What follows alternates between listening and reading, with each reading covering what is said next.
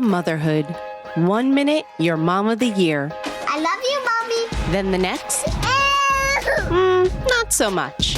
From bath time to bullying, from potty training to puberty, parenting is full of challenges. But one thing is for certain, you are not alone.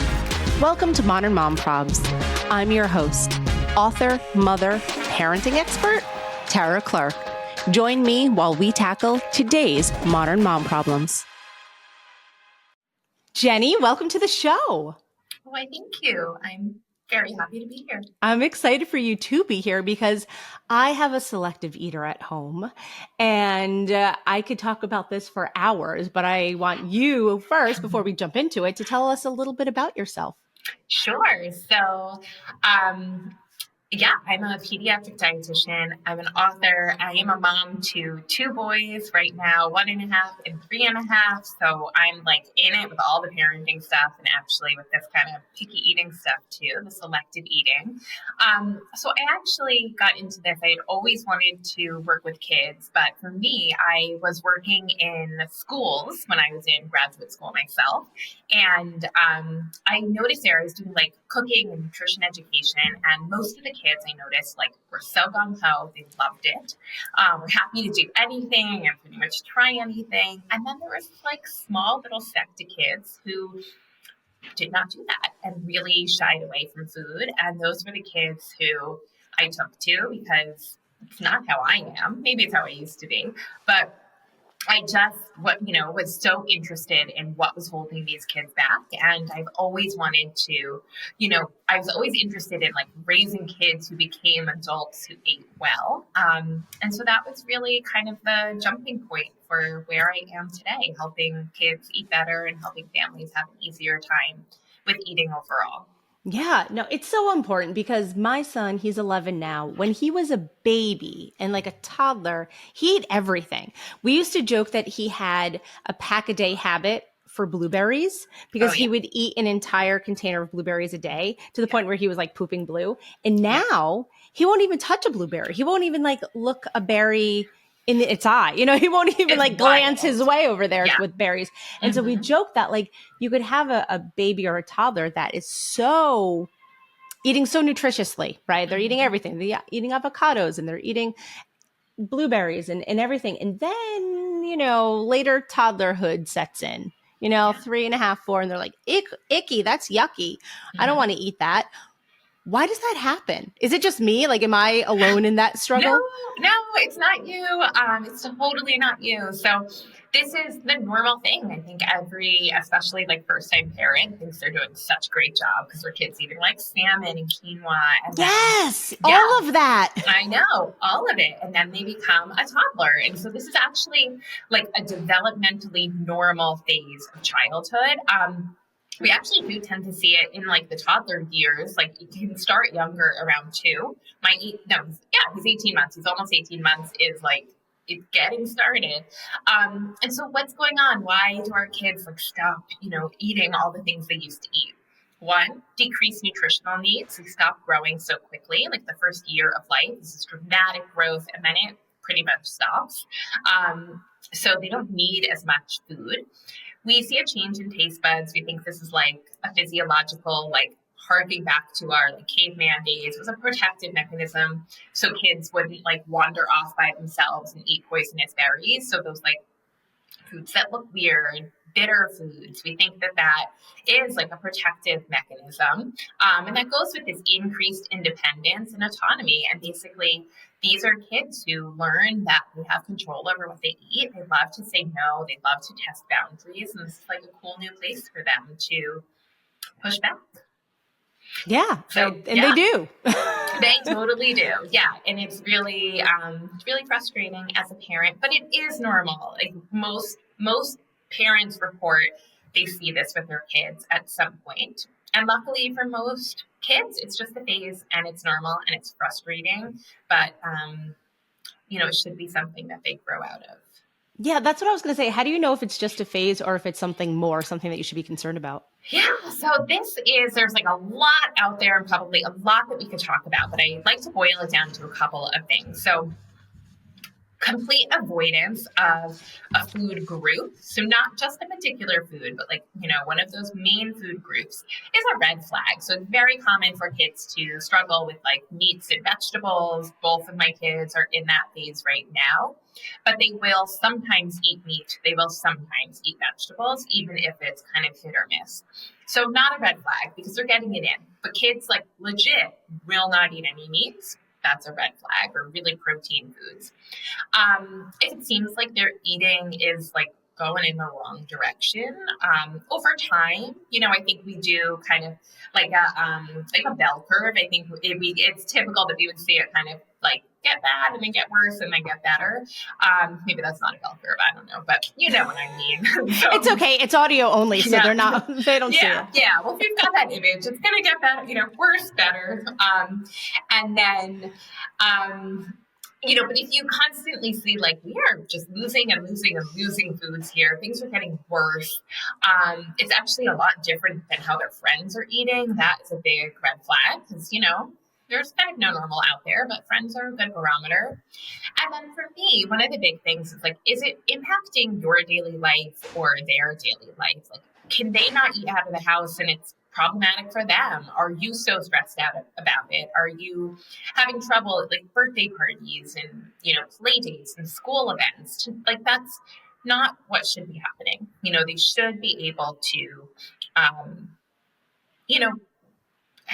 be flexible. And so if you're not seeing that and it's really this like giant weight on your shoulders, to me, that's a sign that it could be something more. Again, there's a lot to go in there, but the phase type of eating is, I would say, more of an annoyance than like an actual kind of stressful problem.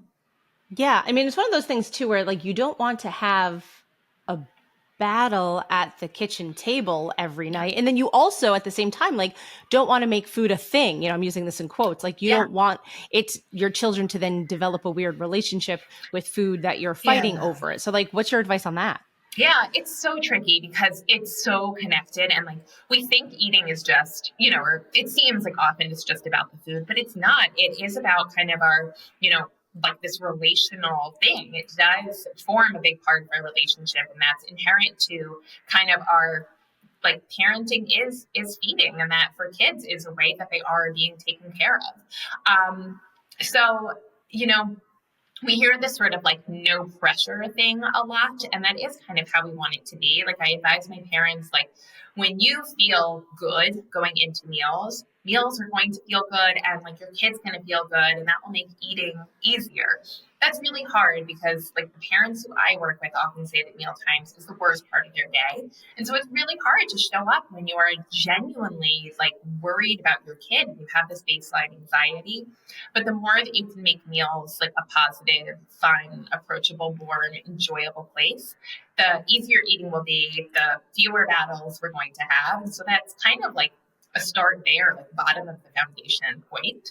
A lot easier said than done, but sometimes it's just like changing things up, or realizing it feels like it's our job to get them to eat, but it's really not our job to like make our kids eat. So if we focus on providing that like safe and inviting environment and providing nutritious food and all of that, then eating should come, hopefully. And always like, again, easier said than done, but like make it fun when you can. Like just talking to a mom, it's like, we had a floor picnic and, like, great. We can't do that every night, but when you do, like, it's cool. It's fun. Kids love it. Yeah. Who doesn't love a floor picnic, Jenny? I mean, right? for real. Yeah. Before I had a child, I said to myself, like, there's no way that I'm going to be the type of person that makes individual meals for every member in my family. And here I am now, every night, almost every night, maybe a good majority of nights, I make a different meal for my son than my husband, and I eat every day. And I'm sure I'm not alone in that. But I definitely, in the beginning, was like, there's no way everyone's going to eat exactly what we make every single day. And like now I could laugh at myself just thinking that. You're like, oh, how ignorant you were, poor child. Yeah. Yeah, I think we all, I think we have this idea, and I'm probably guilty of like perpetuating this, that that's how it should be. We do eat dinner as a family. I try to, there's a lot of shades of gray here. And like, I try to make one meal for my own sanity.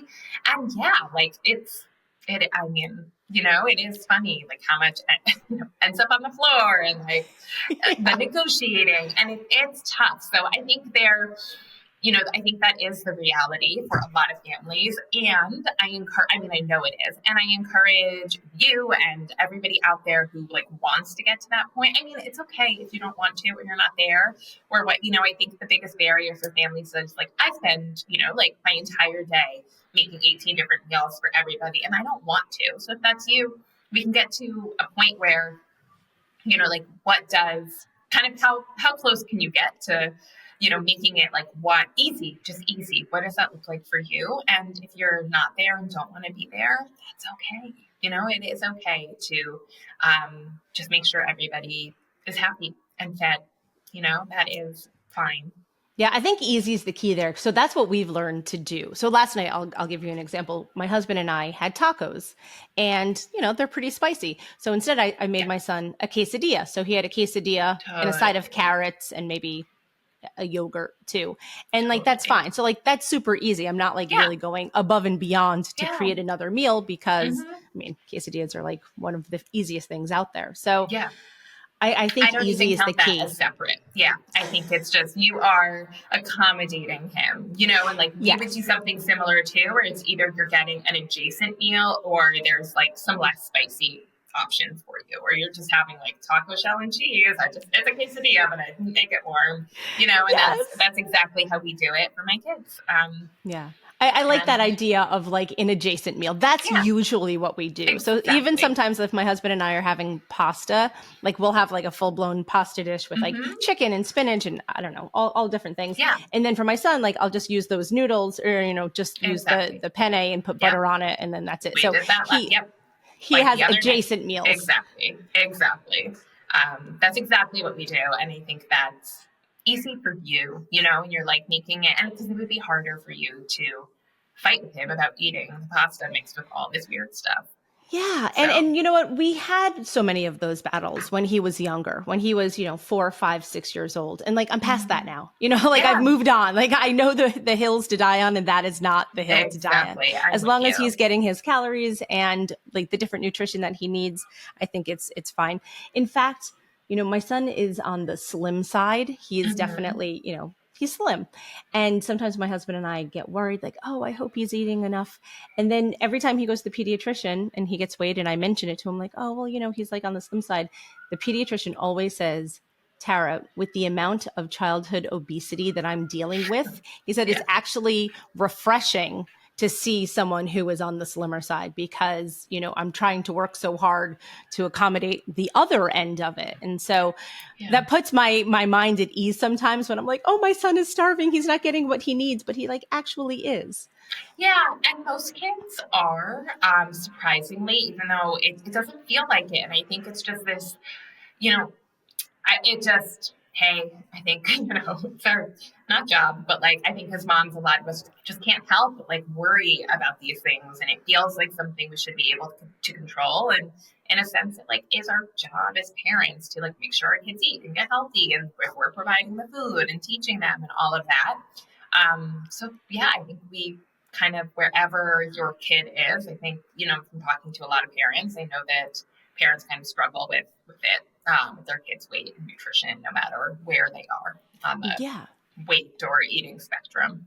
Yeah, and it definitely is a spectrum because we have friends across the board who are such good and I'm saying this in quotes, such good eaters that they will eat anything that's on their plate. And then we have other friends who will only eat chicken nuggets and that's the only food they will consume. So it really runs the gamut. And you know what, speaking of it being a spectrum, I wanted to ask about, does certain disorders lead to more selective eating, maybe like sensory processing or, there's so many different things like autism diagnosis.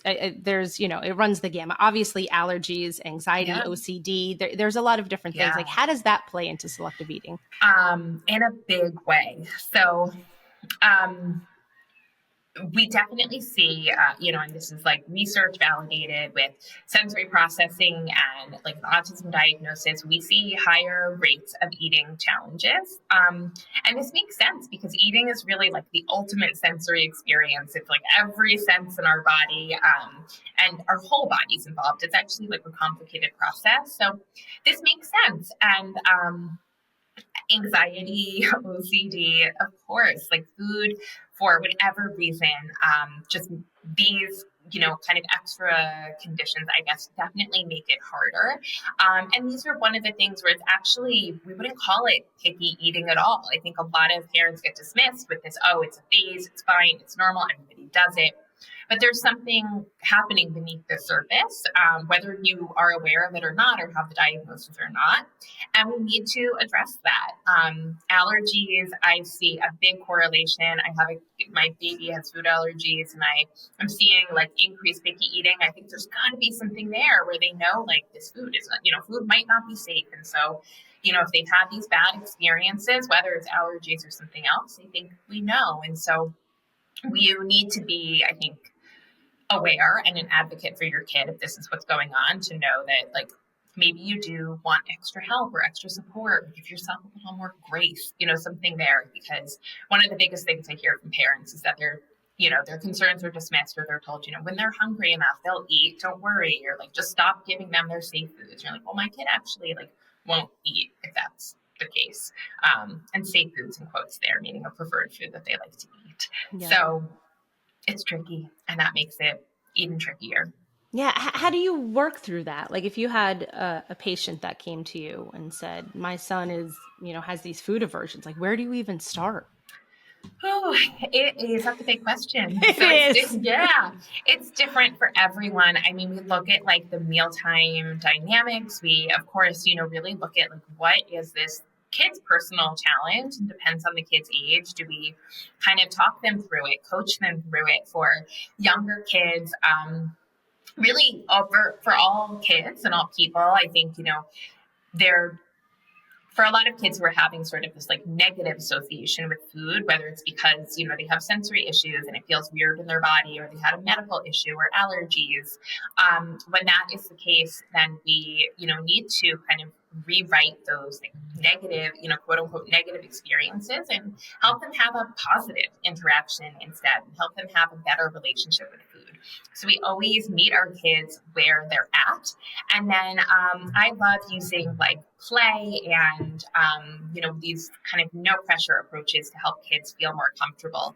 I was just on with a mom whose kid has a really, really like a severe, tricky case. And she's saying, we did this like pasta play recommendation that you suggested. She had such a good time, and she actually ate. We were like making bracelets and spelling letters. And so that sort of thing, where it's not come to the table, you have to eat, but it's like, let's have fun, let's explore this. That is a great entry. It does not always directly lead to eating, but over time it can. So you do, first of all, want to manage your expectations. But those sorts of activities where it's not expressly about eating, but it's about having fun, is really, those are so important. I'm all about those. And they're really excellent too if you have a kid with sensory, sensitivities. Then getting hands-on with food is an extra way to help them overcome some of those challenges and start to kind of acclimate their body. So that is one way, but it's really, there's no like one size fits all approach. You really need to meet your kid where they're at. And if they do have one of those underlying issues, then like you need to start paying attention to that, because like just cutting food into, cute shapes, or, asking them to eat it, or offering them ice cream, like that stuff's not going to work. Right. Does it help to like have them come food shopping and like meal prep and all of that too? Love that. Yes, all of that. So I talk about this in my book. I have some like activities and all over my blog and all over Instagram, because I'm all about this. I say like really any way that you can get your kid involved. And it should be any way that they like. But one of my clients did just go grocery shopping. It's fun. It's empowering. It's a good life skill. And then they get to be like a little more involved and in control in the process. So it's amazing. And you can make it fun. This kid is 8, so he just went grocery shopping, but little kids, any kids, scavenger hunts, challenges. Cooking meal prep is amazing because there's tons of research, kids who cook or kids who eat. And it's, again, like a really great life skill, sensory experience. So even like gardening, all of that stuff, whatever, apple picking, like anything goes for me. Anything that sort of cooking shows.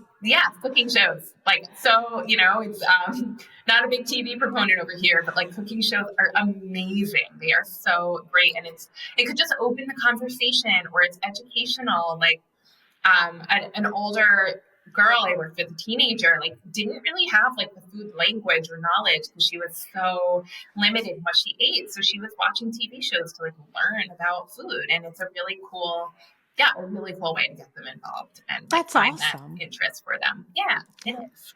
On Netflix, there's a show called Nailed It. And these like amateur bakers come and like bake these cakes, and it's hilarious. If you've never seen Nailed It, it's really, really funny. And so during the pandemic, we got into watching it as a family. And my son actually doesn't eat cake. He doesn't care for it. He eats donuts and cookies and stuff. He just doesn't like cake. I think it's the texture. And we got into baking cakes after watching Nailed It. He won't eat the cake, but he got into baking them. So that's half the battle. It's really cool. Exactly. That's really awesome. I want to ask about snack food, because I feel like, and I don't know if I'm just saying this anecdotally, that like picky eaters tend to be drawn more towards like eating snacks than they are to sit down and have like a proper meal. Totally. You actually like hit the nail on the head with that one, because part of it is, I think, the like sitting down, like the table.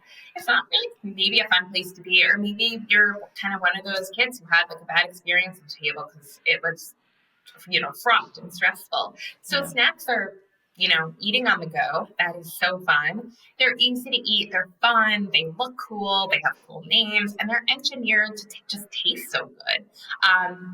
So there's that kind of just like, natural appeal of snacks. But beyond that, when we kind of think of these like typical snacks, like packaged, pretzels, goldfish, that sort of thing, they are always the same. And one thing that picky eaters love is predictability.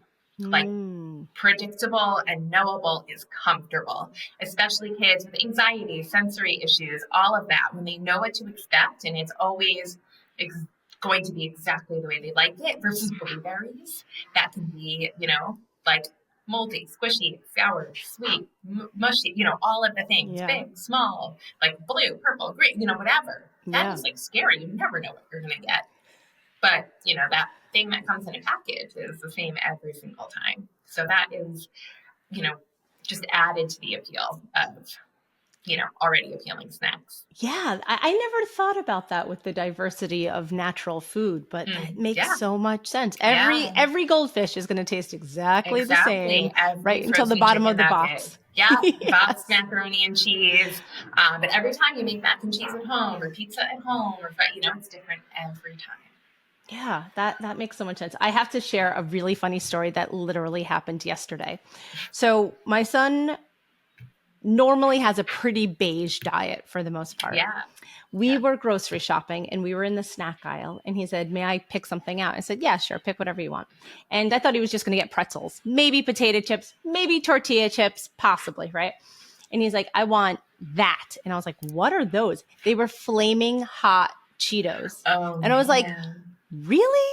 I think that's too, I don't know. It might be spicy for you, buddy." And he's like, No. I've had them at my friend's house. I was like, "Really?" He's like, "Yes, no, I want those." And I was like, "Okay." So I got him the flaming hot Cheetos, and he ate them.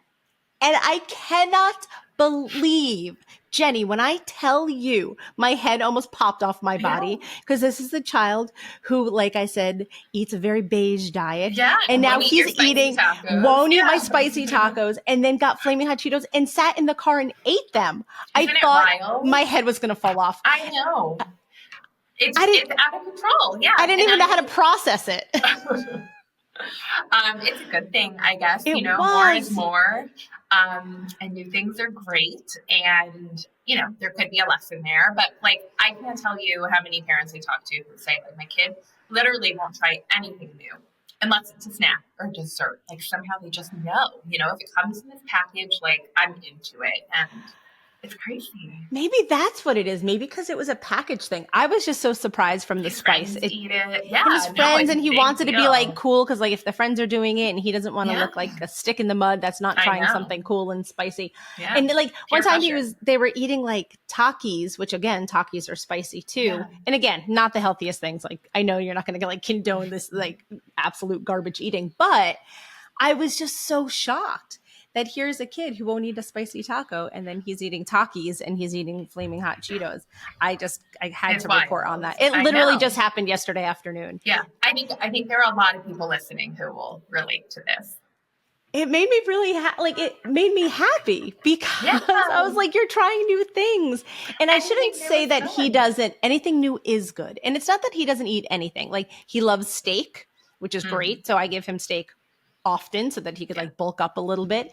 He loves broccoli. He loves carrots. Actually, one of his favorite meals is grilled chicken, broccoli, and rice. So if Oh I could no. give him that every Yeah. day, I would. I mean, he would get sick of it if I ate it every day, but it is absolutely one of his favorite meals. And so when I tell people that, they're like, yeah, but that's not like a selective eater. I'm like, well, it is if he's not going to try a salad or red peppers or something Yeah. else, you know? So, Yeah. like, Yeah. He's got his comfortable things. yes, but we're Yeah. making really big headways from where we had been a few years ago. Like, he wouldn't Yeah. have tried rice. He only actually started eating sticky rice in the last year. And when he Yeah. did, he was like, this is amazing. What was I know. missing? You're I'm like, like, I've been rice. telling you this. I've been telling you this. There's nothing to rice. It's just Yeah. plain. Oh, It's it's the best. amazing. Yeah. And he loves it.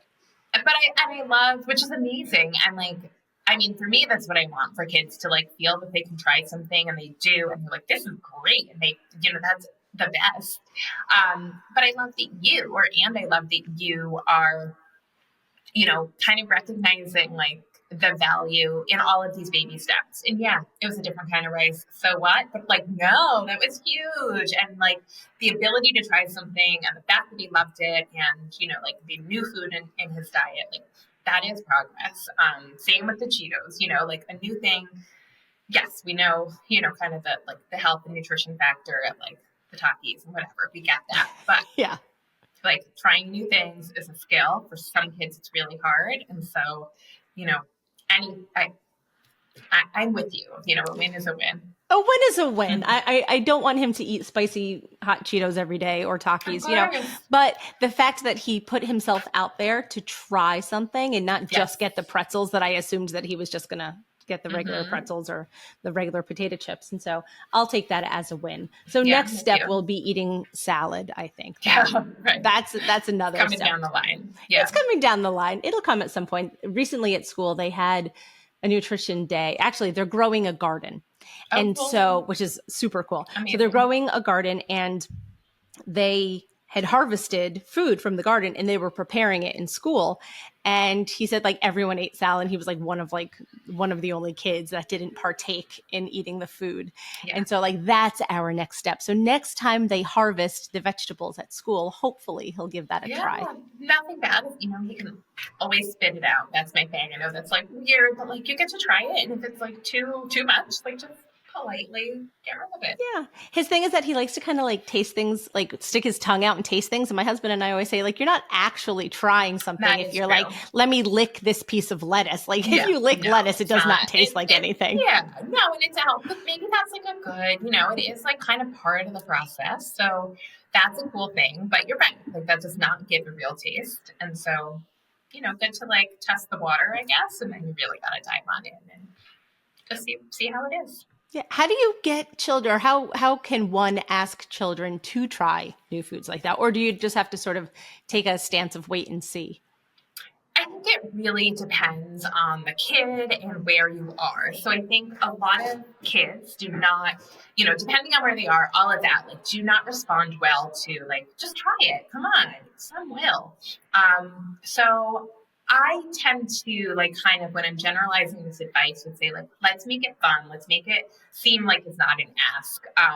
So if it can be that game, or that play, that is amazing for younger kids, like kids my age, this like 1.5, 3.5, a lot of times I'm like, can you chomp it like a dinosaur? Like something silly like that. It's kind of like, yeah, I actually can do that. And like, then it's a game and it's cool. or my son, like, noticed when you take a bite and it's like, it's round, it looks like a rainbow, and he really liked rainbows. Sometimes it's like, let's take a rainbow bite. I'm asking, but I'm making it fun. For older kids, like, I think sometimes kind of like the jig is up. And with your son, if you're like, hey, we're going to work on trying new foods, and he's like somewhat open. Some families do, I'm going to get like flack for this, but use like incentives, like kind of a reward chart. I have a family they use like a spinner, like from a board game, and it had different challenges in the spinner. So, there are a lot of different ways, but in general, when it feels like, when it's coming with some, let's say, aggression, which isn't, I think, what it is, but this like force, or you have to, it's dry, kids are going to resist. And so we want to find a way to get them kind of game. And I guess the ultimate thing is that depends on your kids. I'm sorry, that's vague. But I think that's like, honestly, the thing that's going to get you kind of the best success. Yeah, no, that totally makes sense. Do you find that distraction at the kitchen table is also a big problem? That's a tricky one, right? Yeah, I'm going to say, like, tell me more, because it can go. I don't advocate. I've never recommended, like, why don't you like put on some TV for your kid to eat dinner? Like, that sounds like a great idea. But yeah, sometimes when the focus is taken off of eating can be easier. Yeah. And that's like a good thing and a bad thing, because we really do want kids paying attention to their food at meal times, like engaging with the family. There's so much value to like the social aspect and relationship aspect of eating. So, I mean, I, in general, would recommend, no distractions at the table, especially devices.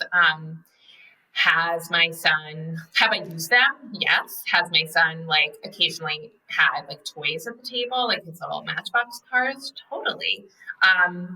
They make some kids eat more. They make some kids eat less. In general, I think they probably should not be there, but we're all human. And if your kid is doing it, it's probably for a reason. So don't feel bad about it. No, it's absolutely true. We've done both. Sometimes my son eats more with that, and then sometimes he eats less. So it depends on the day and the situation. Totally. And and we can leave it there. I think it's not something I want families to feel bad about, but like usually, again, when it's there, it serves the purpose. And I get it. Yeah, no, I totally do. Jenny, tell us. Well, actually, no. Before I jump, I'm gonna stop because I jumped the gun here. I always ask this question of all of my guests, and I'm gonna ask you now. Yeah. What do you think is the biggest modern mom problem out there right now? Oh my goodness! You're like, where do I even start? Yeah, seriously, my life is full of mom problems. No, I mean, so I think there's, and probably other moms have said this, but I think we feel this pressure to like do it all and be it all. And, like you're managing a lot as a mom, and it feels like there's a lot of judgment out there.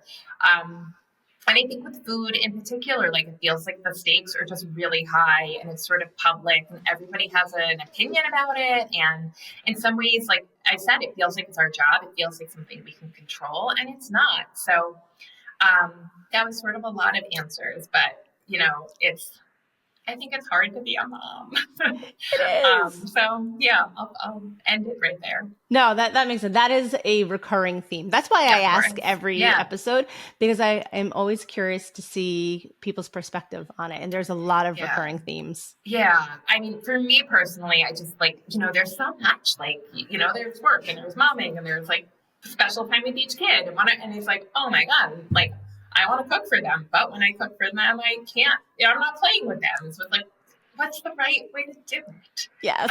There isn't one. So we're always doing the best we can, but it's hard. That's exactly what it is. Jenny, tell everyone where we could find you online and where we could buy your book. Yeah, thank you. Of course. So I am on Instagram almost every day at Feeding Picky Eaters. You can also head right there, feedingpicklyeaters.com. You can find my book there, and it's on Amazon and will be on other retailers soon. My book is called Stories of Extreme Picky Eating. So thank you. Can you give me like one example of an extreme picky eater story? Yeah. So the first guy, so the book has 8 stories, 8 kids. And The first one, I always forget when we first started working together. I think he was around 8 years old or 7. He only ate like baby food pouches. Like that was his food. He had some snacks and he drank milk. And then his diet, like he would go to lunch with these like pouches of baby food, and that was his breakfast. He now eats food. He's like, capable of trying everything. He loves cheese sandwiches. So he came out of it. That's like a weird story. Yay! That is one of them. That is, an extreme case. Wow, that's a good one. My son still eats the baby yogurt, like squeezable yogurt, partly because I don't like the mess of the other yogurt. So if you totally, and that's like how one of the ways this mom kind of got in it. She's like, well, this is convenient, and then she's like, oh, this is actually a problem. So that totally makes sense. And kids like it for that reason too, because it's neat, it's nice and neat. So if they've got like sensory issues, they don't want to touch the mess. Yeah. You should see my kids eating yogurt. Oh my goodness. I have pictures of when my son was a baby, and he's literally covered in it, head to toe. It was like the Stony Field Farms, swimming in yogurt. Swimming. Yeah. My son like hair, I don't the next morning he woke up and his hair was still rusty. It's like spiky? Yes. Yeah, with yogurt gel. I remember that. That was back in the day. Oh, I love that. Jenny, thank you so much for being here today. Thank you. Yeah, my pleasure. Thanks for listening to today's episode of Modern Mom Probs. I hope you enjoyed our deep dive in today's problem with me, your host, Tara Clark. Join me next time when I'll be interviewing another great guest and tackling another modern mom problem. If you enjoyed today's episode, please leave us a review and a rating. As always, you could head over to Modern Mom Probs on Instagram and give me a follow, or check out my book, Modern Mom Probs, A Survival Guide for 21st Century Mothers, available online wherever books are sold. Well, that's it for today. See you next time, folks.